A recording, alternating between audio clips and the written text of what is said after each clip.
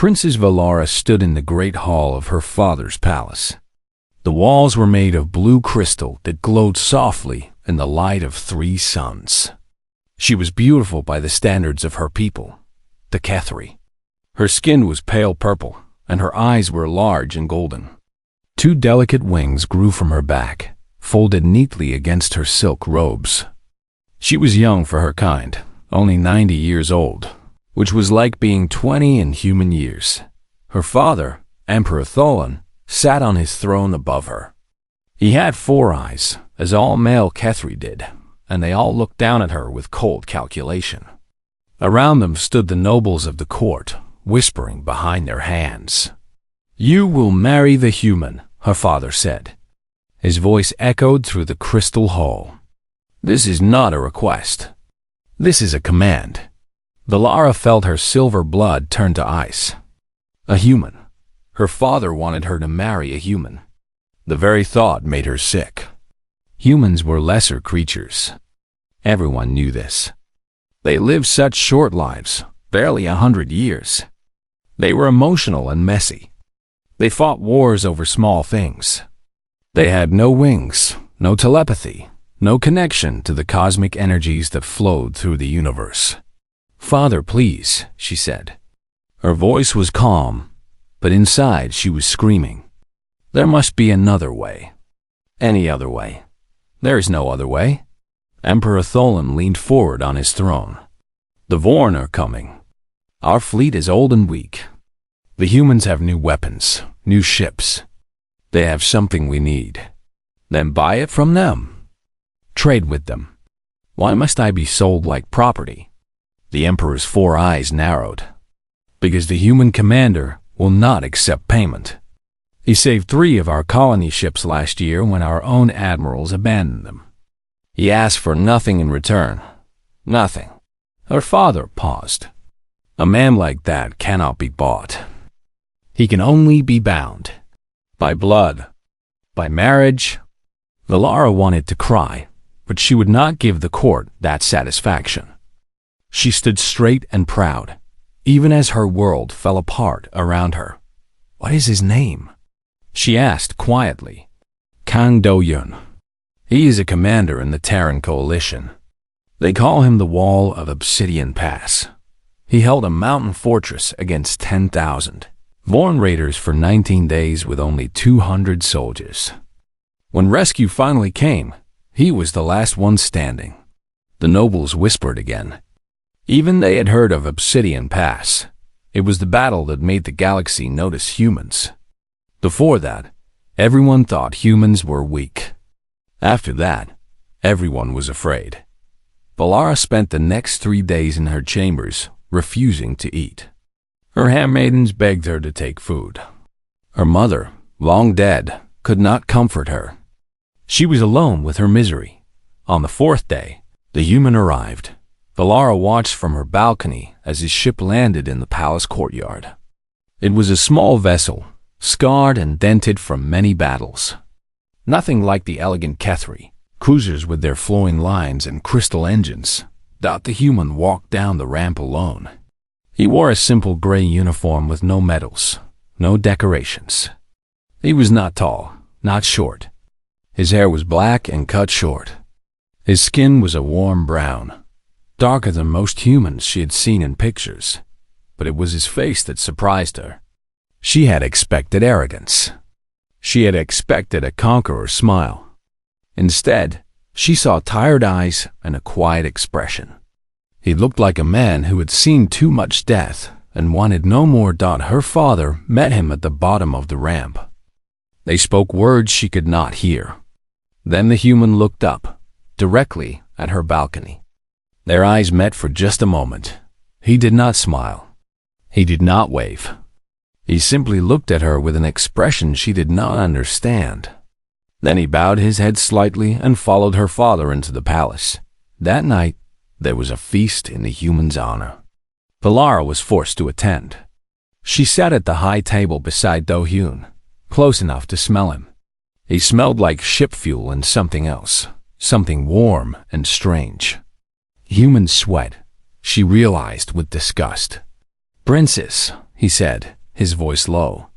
I know this is not what you wanted. She did not look at him. You know nothing about what I want. You're right. I don't. He picked up his cup and drank. His hands were covered in scars, thick white lines crossing his brown skin. But I know what it feels like to be given orders you hate, to be sent somewhere you don't want to go. You chose to come here. You could have refused. No, I couldn't. He set down his cup. My people owe your people a debt. During the collapse, when Earth was burning, your colony ships took in our refugees. 200,000 humans survived because of Kethri kindness. My grandmother was one of them. Valara finally turned to look at him. That was 60 years ago. Your grandmother must be dead now. She is. But the debt remains. He met her golden eyes with his dark ones. I am here to repay it.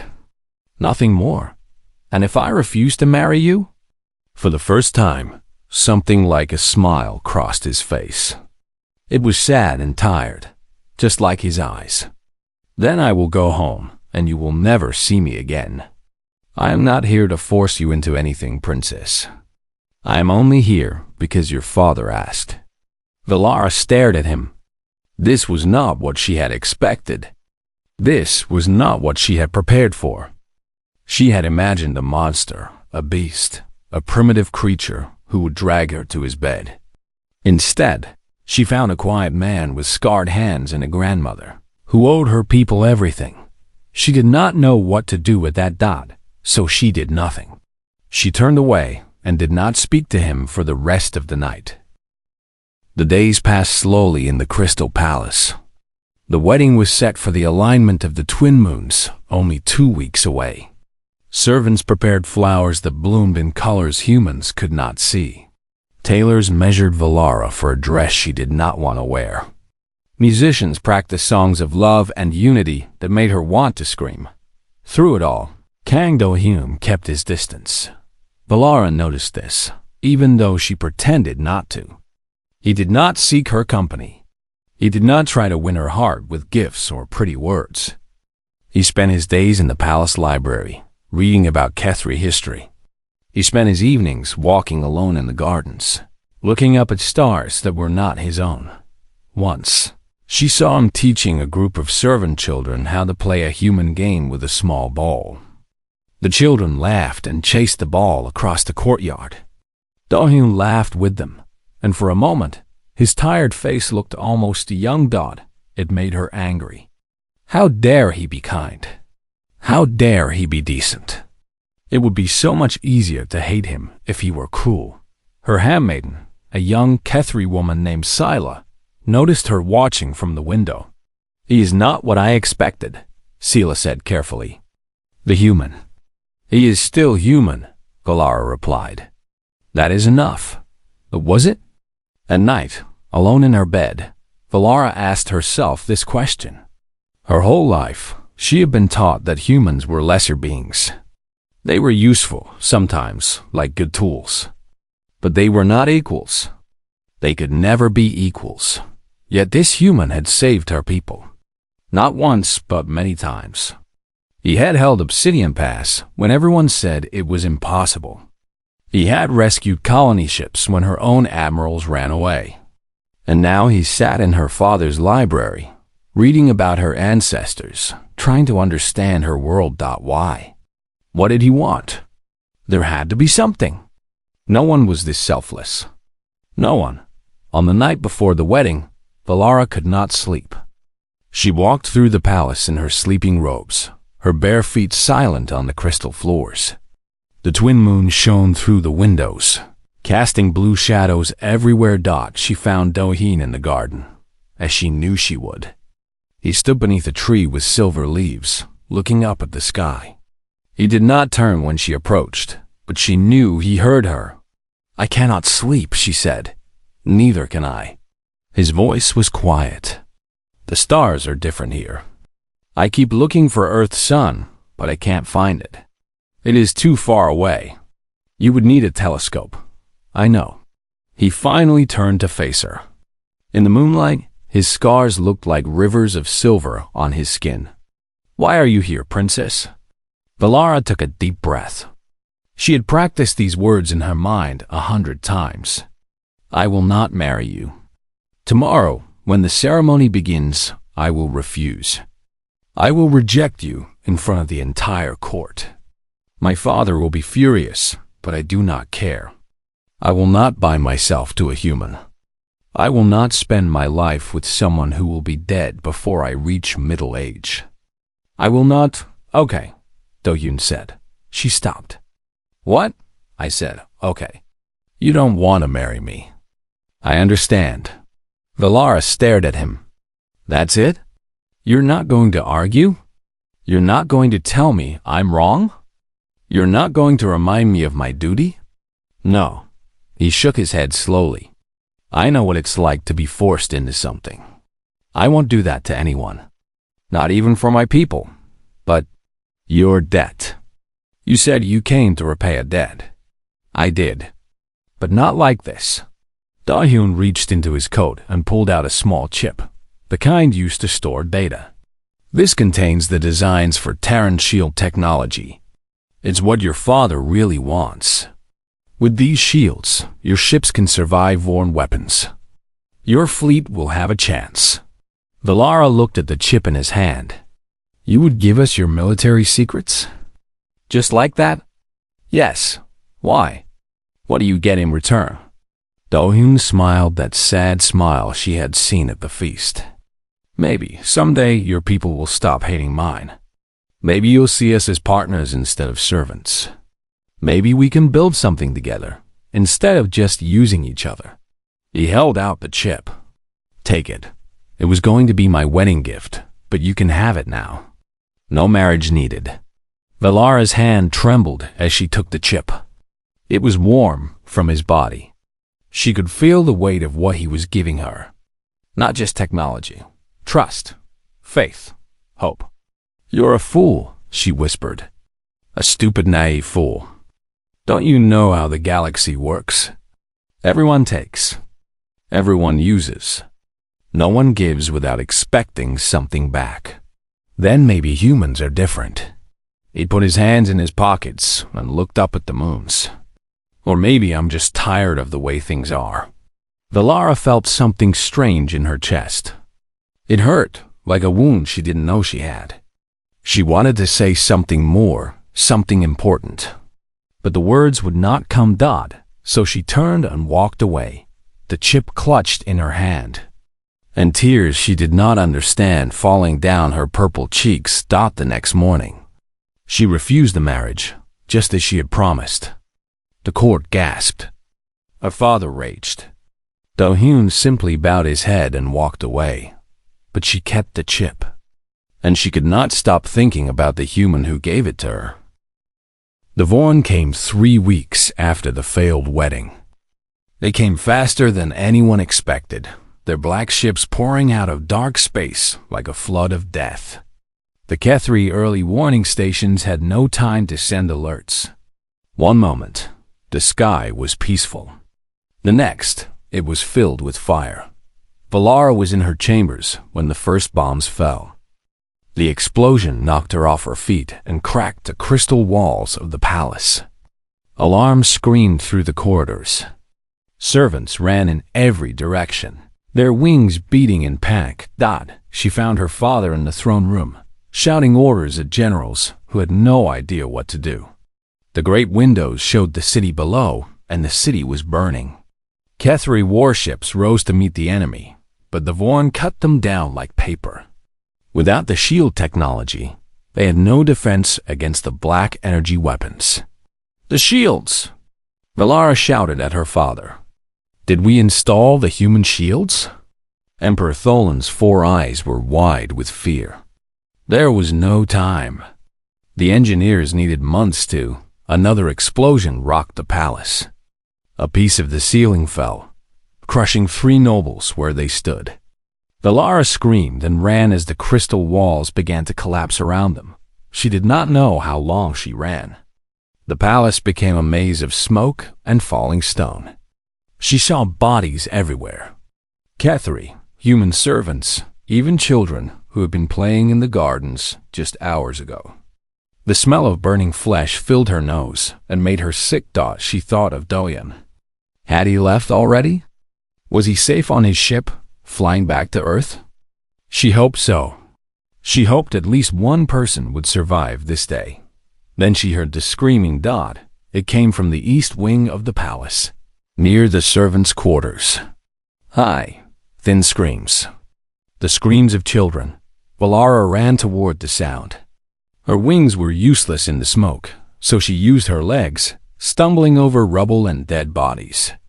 She burst through a broken door and found herself in a courtyard she barely recognized, and there was Dojen.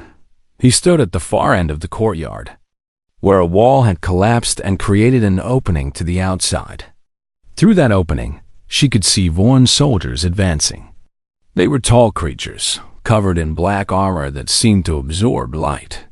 Their weapons glowed with deadly purple energy. Behind Doyen, pressed against the remaining wall, were 6 Kethri children. They were young, too young to fly, too young to fight. Their golden eyes were huge with terror. Some of them were crying. Some were too scared to even do that. Doyen held a plasma rifle in his hands. The barrel glowed white-hot from overuse. His uniform was torn and bloody. A deep cut on his forehead dripped red blood into his eyes. But he was not running. He was not hiding. He was standing between the children and the enemy, firing shot after shot at the advancing Vorn. "Princess," he shouted when he saw her. His voice was hoarse from smoke and screaming. "Get the children to the eastern hangar. There are still ships there." Valara froze. "What about you?" "I'll hold them here." He fired another shot. A Vorn soldier fell. 2 more took its place. "Go, now. You'll die." Doyen glanced at her. Just for a moment, his tired eyes met hers, and he smiled. That same sad, knowing smile she had seen in the garden. "Probably," he said. "But I've done this before. 19 days at Obsidian Pass, remember? This is nothing." It was a lie. They both knew it was a lie. This was not a fortress with supplies and reinforcements coming. This was a dying palace with no hope of rescue. He would die here. He knew it. And he was staying anyway. Why? Valara whispered. The word came out broken. "Why are you doing this? These aren't your children. This isn't your world." "Why?" Doyen fired again. And again. His rifle was running out of charge. Soon it would be useless, and he would have nothing but his hands. "Because someone has to," he said simply. "Now go, please." Valara wanted to argue. She wanted to tell him he was stupid, that humans and their ridiculous need to die for strangers was the most foolish thing in the galaxy. But there was no time. The Vorn were getting closer. The children were screaming. She gathered them up, all 6 of them, and ran. She ran through smoke and fire and death. She ran until her legs burned and her lungs screamed for air. She ran until she reached the eastern hangar, where 3 small ships still waited. She pushed the children onto the first ship. She programmed the autopilot for the nearest moon.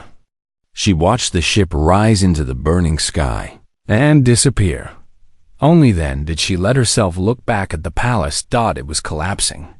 The crystal towers that had stood for 1,000 years were falling one by one. Fire consumed everything. And somewhere in that hell, a human man was fighting to give children he would never know a few more minutes of life. Valara fell to her knees and wept. She wept for her world. She wept for her father. She wept for the children. And she wept for Kang Doyun, the fool who stayed behind, the man she had rejected, the human who taught her what courage really meant. She did not know if he was alive or dead. She only knew that she would never forget him. The survivors gathered on the smallest moon of Kethri Prime. It was a cold, gray rock with barely enough air to breathe, but it had underground bunkers that the Vorn had not found. Thousands of refugees huddled in those bunkers, waiting for rescue that might never come. Valara became Empress on the third day, not because she wanted the title, but because there was no one else. Her father was dead. Her brothers were scattered across the void, their ships lost or destroyed. She was the last of the royal line, and her broken people needed someone to follow. She spent her days organizing supplies, counting survivors, and trying to contact the Terran Coalition for help. She spent her nights crying alone in a storage room, mourning everything she had lost. On the fifth day, a medical officer came to her with news. "Your Majesty," the officer said, her voice uncertain. "We found someone. In the wreckage. A human." Valara's heart stopped. "What?" "He was buried under a collapsed wall for 3 days. We thought he was dead. But he keeps breathing. We don't understand how." Valara ran. She ran through the bunker corridors, past refugees and wounded soldiers, until she reached the medical bay. It was a small room filled with beds and the smell of blood and medicine. And there, on a bed in the corner, was Kang Do-yeon. He looked like death. His face was pale and covered in burns. His left arm was gone, torn off at the shoulder, the wound sealed with emergency foam. Tubes ran into his body, pumping blood and medicine. Machines beeped and hummed around him, but his chest was moving.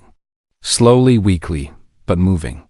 His heart stopped twice, the Kethri doctor said, standing beside her. The doctor was old, with white hair and tired eyes. "Twice. We brought him back both times, but I don't know how much longer we can keep doing it. His body is destroyed. Any Kethri would have died instantly. But he's not Kethri," Valara whispered. "No, he is not." The doctor shook her head in wonder. "Humans are strange creatures. Their bodies are weak, but their will to live. I have never seen anything like it. He should be dead. He wants to be dead, I think. But something keeps pulling him back." Valara sat down beside the bed. She took Do-hyun's remaining hand in hers. It was cold and rough with scars. She held it anyway. "Leave us," she said to the doctor. For 3 days, Valara did not leave Do-hyun's side. She held his hand while he fought fever and infection. She talked to him when his eyes moved beneath his closed lids. She told him about the refugees, about the children he had saved, about the messages she was sending to Earth. She told him things she had never told anyone. About her mother, who died when Valara was young. About her fear of being alone. About the night in the garden, when he gave her the chip and asked for nothing in return. "I didn't understand," she whispered on the third night. Her voice was hoarse from talking. "I didn't understand why you did it. I thought everyone was selfish. I thought everyone wanted something. But you just gave. You gave and gave and gave. And you never asked for anything back. Why? Why are humans like this?" She did not expect an answer. But then his hand twitched in hers. His eyes opened, just a little. They were unfocused and clouded with pain, but they found her face. Because his voice was barely a breath. Because that's what humans do. Valara leaned closer. Tears were falling down her cheeks, but she did not care. "What do you mean?" Do-hyun swallowed. Speaking seemed to cost him everything he had. "We're not the strongest, not the fastest, not the smartest. Other species, they look at us and see weakness. Short lives, fragile bodies, messy emotions." He paused, gathering strength. "But we don't stop. We never stop. When everything is lost, when there's no hope, we keep going. We keep fighting. We keep caring." "That's foolish," Valara said. But her voice was gentle now. "Maybe." A ghost of a smile crossed his broken face. "But it's who we are. We love too much. We hope too much. We believe in things that make no sense. And sometimes that's enough. Valara squeezed his hand. You should rest. I've been resting for days. His eyes drifted closed. Tell me, the children, did they? They're safe. All 6 of them. They're on this moon with the other survivors. They ask about you every day. They call you the human who wouldn't fall. Dahin's smile grew a little wider. Good, that's good. He fell asleep then, his hand still holding hers. Valara did not let go.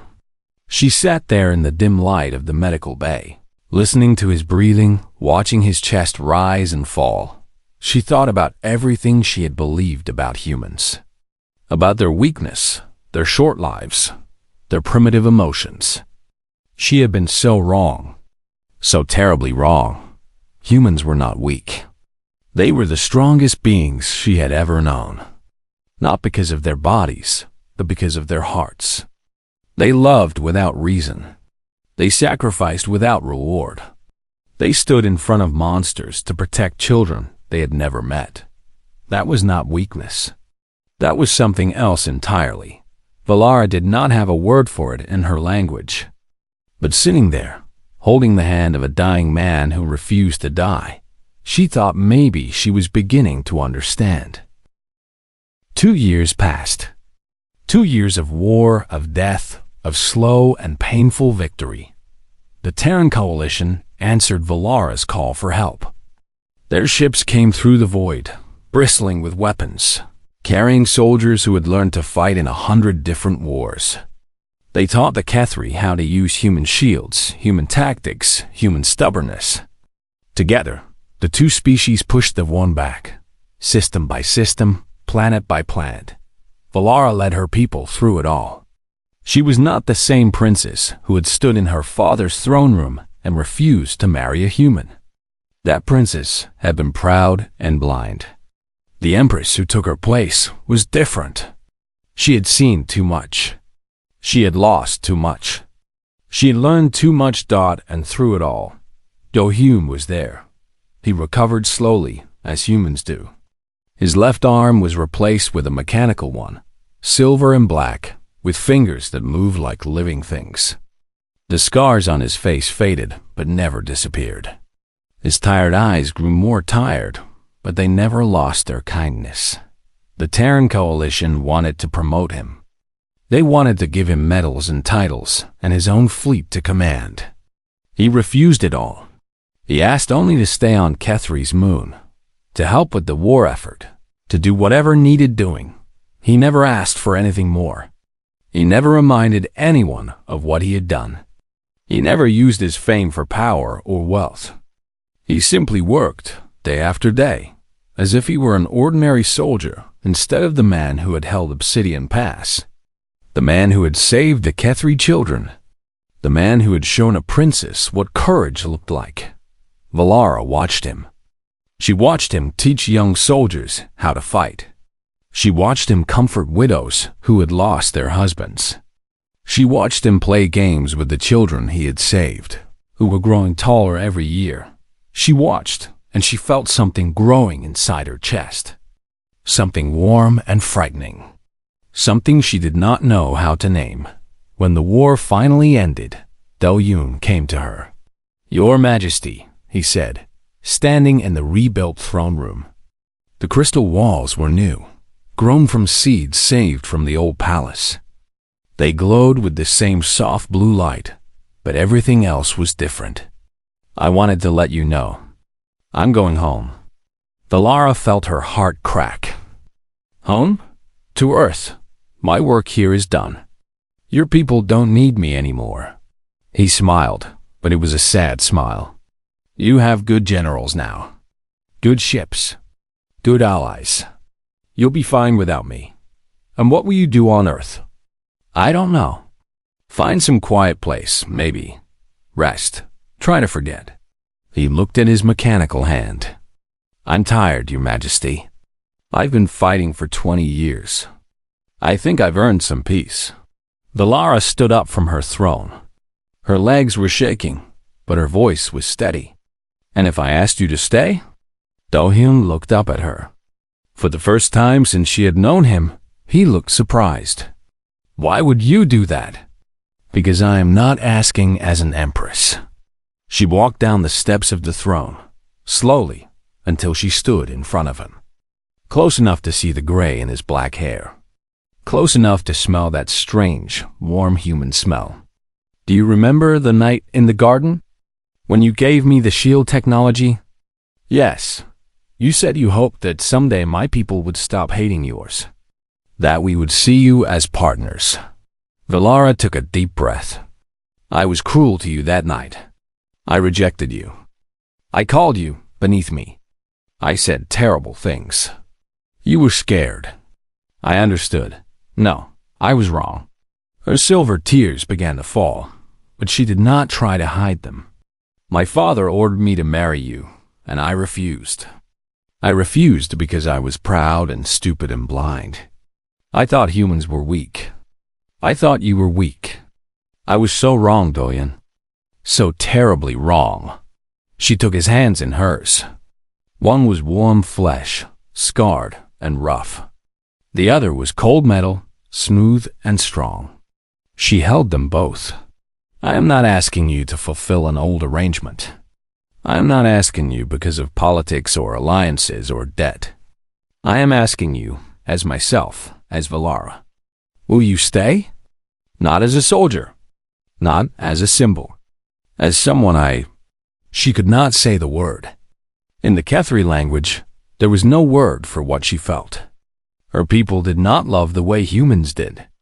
They formed bonds of duty and convenience, not passion and devotion. But Do-hyun understood. He always understood. On Earth, he said softly, we call it love.